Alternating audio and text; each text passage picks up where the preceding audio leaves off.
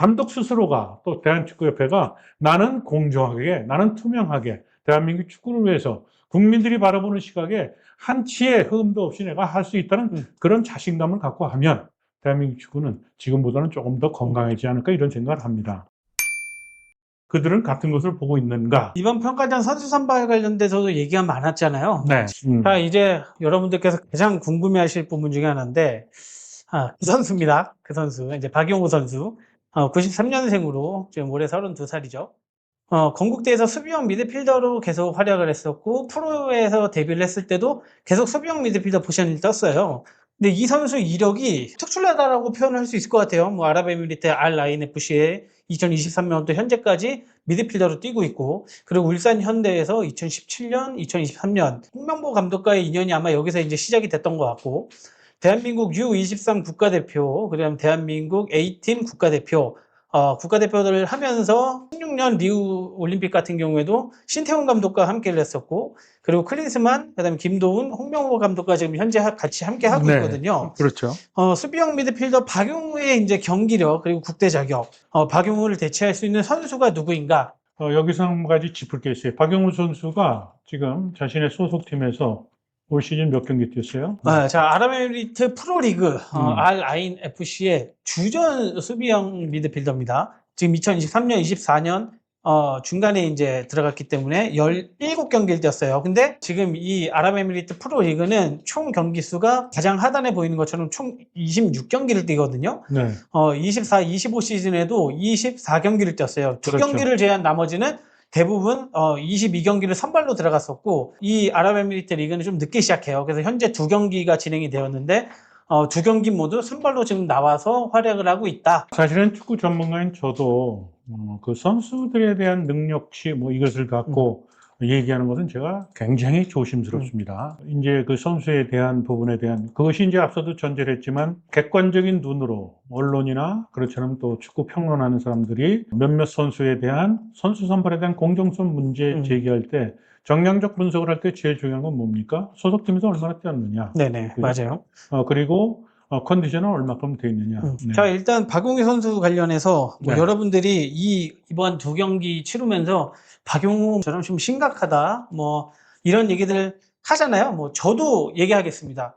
허접한 플레이 많았고요. 패스미스 많았고요. 뭐 책임감 없는 그런 플레이들 많았는데, 사실 국대에서만 이 경기력이 안 좋고, 이 선수 본 소속팀 알 아인에서는 2023년 4년 시즌에 ACL을 우승했어요. 우승의 주역이었고, 그 당시에 뭐 알 나스르에 있었던 크리스티아노 호날두, 그다음에 사디오 마네, 뭐 마르셀로 브로조비치 이런 선수들을 막아냈고요. 그리고 우리가 얼마 전에 클럽 월드컵에서 마주쳤던 아릴랄, 후백 네베스라든가 뭐 밀린코비치 이런 선수들 막아냈던 전적이 있거든요. 그래서 스타들을 상대로 이제 중원을 장악하면서 ACL에 우승했던 그런 이력으로 보면 사실 박용우의 국대 자격은 충분하다. 다만 왜 그렇게 패스미스라든가 뭐 무책임한 경기, 멕시코전에서도 두 번째 골을 먹었던 그 장면에서도 박용우가 한 발 더 책임감 있게 정말 목숨을 걸어서 뛰어갔으면 사실 슈팅까지 주지 않았던 상황 아니었을까요? 거기서 짚을 게 있어요. 그거는 선수의 어떻게 보면 집중력이나 전술상에 적용한 것은 그건 수비 시스템이나 전술로 볼 수 있는 거예요. 그래서 앞서도 얘기를 했지만 경기 끝나고 나서 수비에 대한 것이 좋았다. 3백 시스템은 의도한 대로 잘 됐다라고 얘기를 하는데 그것에 대한 지금 문제점을 제가 제시했었고 그리고 지금 사진에 대한 것을 골 허용할 때 그 그림을 지금 제가 그 사진을 띄웠던 것이 바로 그런 이유거든요. 네. 자, 이제 박용우의 장점과 단점, 아까도 제가 말씀드렸듯이 신체 조건이 굉장히 좋습니다. 빌드업도 잘하고 특유의 좋은 롱패스를 선보이기도 했었어요. 리그에서는 실제로 지금 그러고 있고요. 근데 다만 무모한 백태클과 파울, 그다음에 다양한 패스미스, 템포가 느린 모습, 발이 느리고 수비 시에 적극성이 떨어지면서 치명적인 백패스로 실점을 만들어내거든요. 그렇죠. 그리고 실력 문제보다는 새 가슴이다. 심리적으로. 심리적으로 네. 그런 모습들이 보이지 않나. 그래서 사실은 뭐 이전에 정우영 선수한테 밀려서 주전 자리를 꿰차지 못했었지만 사실 정우영 선수도 아직 젊은 선수예요. 그래서 정우영 선수라든가 또 이번에 같이 발탁된 백승호, 그다음에 박진섭, 옌스 선수들, 사실 이런 선수들이 박용우 선수를 대체할 수 있는 충분한 멤버다. 라고 좀 생각이 들거든요. 그 첼시와 파리 생제르맹 제가 얘기하고 현재 세계 축구의 트렌드를 얘기를 했잖아요. 네네.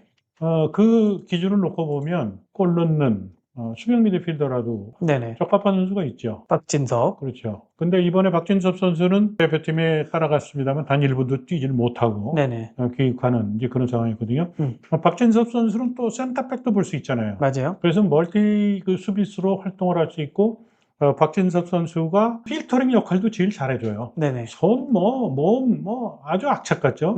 그리고 기회가 되면 거스퍼의 감독이 지금 한국 축구에 긍정적 효과를 주는 게 뭡니까? 공격 때는 뭐 풀백이든 센터백이든 그렇지만 수비형 미드필더로는 6번 위치에 있는 박진섭까지도 공격으로 무조건 나가지 않습니까? 맞아요. 그래가지고 골 넣고 이제 그러잖아요. 그래서 세계 축구의 트렌드의 그 전술적인 특징을 본다면 박진섭 선수도 대안으로 생각할 수 있겠죠. 네. 저는 이제 한편으로는 또 그런 얘기를 좀 하고 싶어요. 여러분들께서도 아마 그렇게 생각하셨을 수도 있을 것 같은데, 아까도 얘기했던 이제 6번 자리, 그 박용우의 자리 6번. 6번이 안 맞아. 또는 6번이 박용우 말고 쓸 사람이 없어. 그러면 6번을 안 쓰면 되잖아요. 그리고 좋은 네. 얘기 했어요. 음. 제가 늘 하는 얘기입니다. 20년 전, 30년 전, 뭐 중계방송할 때마다, 그리고 컬럼 쓸 때마다 몸에다 옷을 맞춰야죠. 옷에다 몸을 맞추면 어떻게 됩니까? 전술이라는 것을 예를 들어서 그 쓰리백을 놓고 그 앞에 그 키 크고 그다음에 잘 부순다는 게 뭐예요? 거칠게 하는 거죠. 그렇죠. 뭐 이런 선수를 놓는 것이 좋다라고 먼저 그것을 설립해 놓고 거기에 선수를 잘못 끼워 놓으면 결국은 박용호 선수처럼 욕바지가 될 수 있는 그런 위험성이 있다는 거예요. 자, 이제 뭐 자꾸 안 좋은 얘기들을 많이 했었는데, 네. 사실 이번 평가전에서 가장 희망적이었던 부분, 네. 옌스 카스트로프 선수가 지금 국가대표팀에 이제 합류를 했잖아요. 그렇죠. 03년생으로 현재 22살, 그리고 한국인 어머니와 독일인 아버지 사이에서 이제 태어났고, 독일 분데스리가 미넨 글라트바흐에서 미드필더로 활약을 하고 있고요. 독일 연령별 대표팀에서 이제 활약을 했던 경험을 통해서 현재 2025년 8월 KFA 소속으로 변경을 했습니다. 그러면서 국가대표팀에 합류를 했고, 남자 축구 대표팀에선 최초로 해외 출생 혼혈 선수가 어떻게 보면 발탁된 기록이 아마 이번에 대표팀에 좀 호재라고 좀 표현을 할 수 있을 것 같아요. 그렇죠. 그러면 이번 평가전에서 보인 옌스의 경기력 어땠을까요? 지금 두 경기 갖고 저는 판단을 하지는 않습니다. 카스트로프가 멕시코 경기 때는 스타팅 멤버로 나왔지만 미국 경기 때는 얼마나 뛰었어요? 전반 45분을 뛰었죠. 10월 달에 지금 브라질하고 경기도 있잖아요. 네네. 그래서 좀 더 경기에 대한 것을 더 봐야 될 거예요. 네. 지금 그 선수에 대한 평가는 한국에서 지금 그 뛰던 선수들 지금 해외 나가 있다고 하더라도 지금 각급 대표팀을 거쳐서 왔던 선수들 아닙니까? 근데 이제 카스트로프 선수는 독일에서 지금 굉장히 비판적 시각에서 이야기하고 있는 부분도 그것을 또 독일에서 지금 부정적으로 쓰는 거에 대해서 그냥 뭐 상황경기 얘기할 것이 아니라 카스트로프 선수에 대한 독일 쪽에서 평가하는 것도 눈여겨서 볼 대목도 있어요. 맞아요. 그래서 카스트로프 선수는 월드컵 본선 가기 전에 계속해서 평가전이 있는데 그때 경기에 대한 흐름, 그리고 제일 중요한 것은 카스트로프 선수가 동료 미드필더들, 그리고 전방에 있는 오영규나 또 손흥민, 그리고 그 중앙 수비를 보는 뭐 김민재나 이한범, 뭐 김태현 이런 선수들과의 호흡 문제, 네네. 이런 것들을 봐야 됩니다. 네. 저는 옌스가 이번 대표팀에서 들어와서 이제 뭐 많은 시간을 뛰진 않았지만 네. 그래도 긍정적인 모습을 보였던 게, 사실 수비형 또는 이제 중앙에서 미드필더들이 공을 받고 돌아서서 이제 앞으로 가는 움직임들을 보여주기 힘들잖아요. 특히 그렇죠. 멕시코처럼 압박이 강한 팀들을 만나면. 근데 다만 옌스가 몇 장면에서는 공을 앞으로 잡고 앞으로 나가는 그런 그렇죠. 역할들을, 또는 그런 장면들을. 지금 좋은 점 지적했어요. 그래서 아까도 얘기했지만 첼시의 카이세도나 비티냐나, 그렇지 않으면 네베스나 파비안 루이스나 뭐 이런 선수들, 포르투갈의 미드필더들이 왜 이렇게 세계 최고의 클럽에서 각광을 받고 있는가? 그 옌스 카스트로프 선수에게 기대하는 것은 어찌됐든 뭐 분데스리가가 우리보다는 수준이 높은 그 지금 리그 아닙니까? 네네. 그리고 또 가슴 한쪽에는 어머니의 모국이죠. 대한민국의 대표팀으로 오겠다라고 그런 선택을 했을 때는 의지도 분명히 있을 거거든요. 그러니까 옌스 카스트로프 선수는 이제 10월 달 또 11월 달 뭐 이렇게 해서 계속 평가전이 있을 때, 음. 거기에 대한 그 전술적으로 협응력, 네네. 어떻게 미드필더들과 수비와 그리고 공격수와 음. 협응력, 잘 조화를 이룰 수 있는지에 대한 것을 좀 더 지켜보면서 잘한 부분이 있으면 칭찬해서 이런 선수는 또 성장할 수 있도록 또 하는 것이 중요하다고 저는 봅니다. 자, 이제 마지막으로 결론을 좀 내볼 텐데, 네. 저는 그렇게 생각을 해요. 이게 뭐 누구 한 사람의 전술이 잘못됐다, 선수 기용이 잘못됐다 이런 문제가 아니라 전체의 문제라고 좀 생각을 하거든요. 네. 축구를 끌고 가야 될 어른들 또는 당연히 협회에서 일하는 임원들, 그리고 그거를 바탕으로 선수들을 가르치는 감독들, 그 감독들을 바쳐서 또 경기력을 내뿜는 선수들, 네. 이 선수들의 어떻게 보면은 전체에 대한 문제라고 좀 판단을 좀 하고 있고, 그래서 이것을 앞으로 물론 뭐 월드컵이 모든 끝이 아니잖아요. 그렇죠. 월드컵 다음, 모두 예, 다가 아니더라고요. 예, 다음이 있고 또 음. 다음이 있고, 그러면 그 과정을 통해서 좋은 결과가 아니더라도 저 발전하고 뭔가 목표를 설정한 부분을 따라갈 수 있어야 되는 그런 목표점을 가져야 될 텐데, 네. 아직 한국 축구에서 또는 KFA 그리고 홍명보 감독이 보여주고 있는 그 부분이 지금 눈에 안 보인다가 아마 많은 축구 팬들께서 그분들을 욕하는 이유지 않을까라는, 저는 좀 이제 마지막 멘트를 좀 하고 싶습니다. 동의해요. 한 사람의 문제가 아니다. 대한민국 축구의 가장 중심에 있는 축구 권력자, 그리고 투명하지 않은 절차로 뽑힌 감독에 대한 문제는 결국은 축구 행정에 대한 그 불공정, 이것을 제가 늘 하는 표현대로 하면 불량품을 생산하는 그런 그 기업으로, 협회로 이렇게 지금 불신하는 것이죠. 지금 사실은 지난번 월드컵 예선 때 상암 경기장에 있었던 6만 5천여 관중들이 정몽규 그리고 홍명보 나가라는 그 떼창을 했을 때 두 사람의 심장은 아마 굉장히 그 떨리고 또 얼마나 큰 그 맞아요. 고통을 겪었겠습니까? 근데 이렇게 뭉개고가는 거, 뭐 음. 이런 부분들에 대한 것은 결국 스스로가 음. 자신들을 운신의 폭을 좁힌 것이 아닌가 이런 생각이 들고, 이번 평가전 때 정몽규 회장이 현지에 있었더라고요. 맞아요. 그런데도 라커룸을 불구하고 향해서 가고. 연습장에 뭐 나타났다 뭐 이런 그 사진들도 거의 없었지 않습니까? 네네. 근데 경기 끝나고 그 뒤에 선수들이 들어가는 쪽에서 압수하는 그 영상을 보고 참, 이렇게 해야 되나? 뭐 이런 아주 구차한 모습으로 저는 이제 얘기가 됐거든요. 저는 마지막으로 그래도 그나마 희망적인 건 가장 높은 곳을 향해 가고 있는 손흥민, 네. 그 뒤에 명성을 따라오고 있는 이강인 선수라든가 뭐 김민재 선수가 있어서 팬이 있는 게 아니잖아요. 그렇죠. 어떻게 보면은 팬들이 있기 때문에 선수가 있는 거고, 축구협회가 있는 거고, 대표팀이 있는 건데, 뭐 어떤 한 선수에 대한 얘기도 좀 우리가 나눴지만, 누군가를 좀 비하하는 것보다는 그래도 축구를 좋아하는, 한국 축구를 좋아하는 한국 축구 팬들이 조금 더 응원을 좀 해줬으면 좋겠어요. 네, 그렇죠. 물론 비판할 게 있으면 비판을 하고, 꼬집을 게 있으면 꼬집는 것도 필요하지만, 그래도 저는 선수들에게는 어쨌든 무한한 응원을 좀 해줘야 된다라고 좀 여러분들에게 마지막으로 부탁을 좀 드립니다. 대한축구협회 정몽규 회장 그리고 한국 국가대표팀의 홍명보 감독. 혹시 손흥민 주장 교체에 대한 것은 축구협회의 어떤 정무적 판단, 또 정치적 어떤 그 판단은 아닌가 하는 우려감을 저는 갖습니다.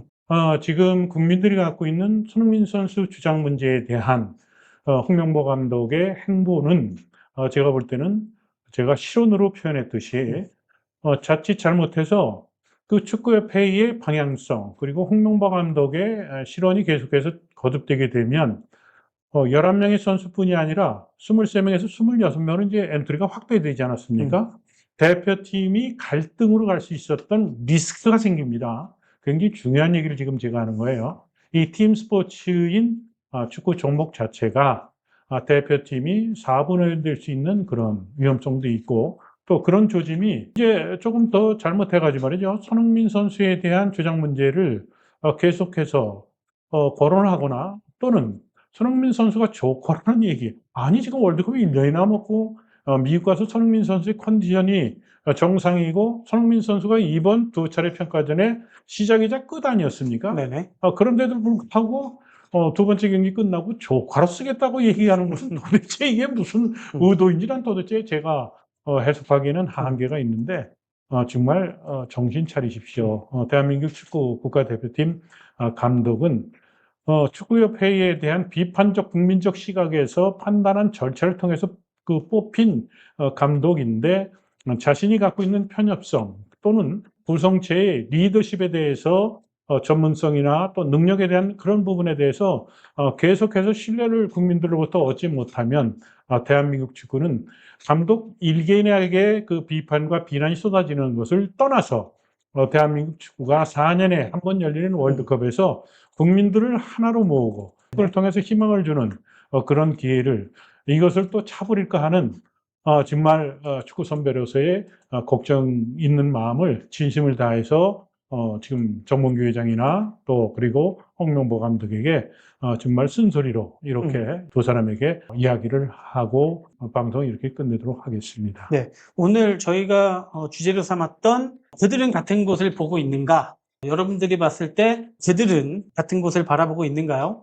그래서 이런 부분들을 자유롭게 또 채팅도 주시면 뭐 저는 조심스러운 얘기인데 지금 네. 그레이님께서 질문하셨던 것처럼 저는 좀 그렇게 생각해요. 뭐 해외 리그에서 물론 경험 많고 좋은 리그에서 좋은 선수들을 상대하는 또 해외파 리그들 당연히 경기력 좋을 수도 있겠죠. 근데 다만 K리그에서 정말 남부럽지 않게 열심히 뛰는 그런 또 선수들이 있잖아요. 뭐 그렇죠. 예를 들면 아까도 얘기했던 뭐 이호재 선수라든가 뭐 전진우, 문선민 이런 선수들 또 어떻게 보면 대표팀에 와서 정말 크게 한몫할 수 있는 선수들이거든요. 네.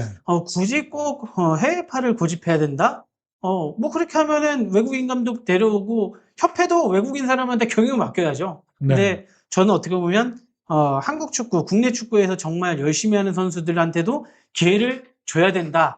라고 좀 마지막으로 얘기를 합니다. 제가 과거에 지난번 관전평 때 얘기를 했던 그 리더십 얘기를 했었잖아요. 네네. 기관차형과 로마전차형.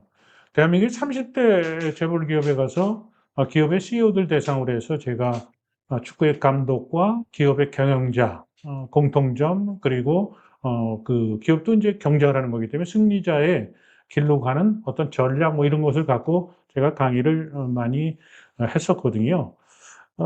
제일 중요한 것은 이제 그 기업에 있는 CEO들이 그 강의가 끝나고 나서 질문을 해결합니다. 그러면 대한민국 축구의 감독이 기업으로 본다면 직급을 놓고 보면 어느 정도의 수준으로 평가를 합니까? 라고 저한테 질문을 해서 제가 굉장히 구심하다 이렇게 대접을 했었죠. 히딩크는 멀티한 지도자였습니다.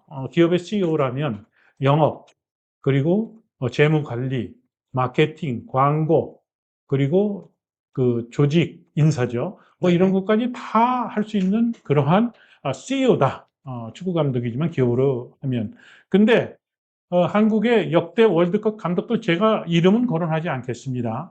기업한테 제가 했던 얘기는 한국의 지금 월드컵 대표팀이 히딩크 오기 전에 본선에 가서 단 1승도 거두지 못했던 가장 큰 이유는 히딩크처럼 CEO로서 갖춰야 될 경험과 그리고 그 전략과 그리고 비전 이런 것이 없이 기업으로 얘기하면 과장 정도의 사람이 기업체를 맡으면 그러면 기업이 정상적으로 돌아갈 수 있는가라고 제가 퀘스천 마크라고 강의를 끝낸 적이 있었습니다. 그래서 이번 월드컵도 하루하루 이제 다가옵니다만 아마 문체부에서도 그렇고 국민들 시선에서도 대한민국 축구에 대한 우려하는 부분도 오늘 저하고 같이 한 시간을 놓고 보면 현명한 판단을 어떻게 하는 것이 좋을까? 뭐 이렇게 한번 생각해 보시는 것도 좋을 것 같습니다. 그래서 대한민국 축구를 걱정하는 그 입장에서 거침없이 또 축구협회를 위해서 그리고 지금 뭐 제가 홍명보 감독에게 쓴소리하는 것도 개인이 미워서하겠습니까?